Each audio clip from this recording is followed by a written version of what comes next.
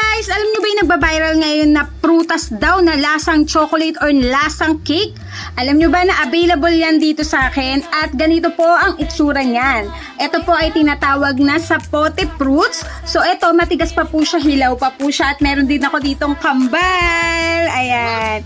So ngayon, binuksan ko na at gusto kong ipakita sa inyo ang itsura. So ganito siya, kinat ko lang siya. Ito po yung malambot na. So ayan, kinat ko siya at ganyan po ang itsura niya. Sobrang sarap dahil natikman ko na to kanina at nagustuhan ko siya, lalo na pag malamig. I-try nyo po muna palamigin. Try nyo po muna palamigin bago nyo po kainin. Talagang masarap. Legit po na talagang lasang cake po. Chocolate. Sorry, chocolate cake po. Ayan, nasubukas po yung anak ko ng chocolate talaga. So, ayan po, kung naghahanap po kayo, available po yan sa Kayus Imported Fruits. Ayan po. Sarap. Digit. Chocolate po yung lasa.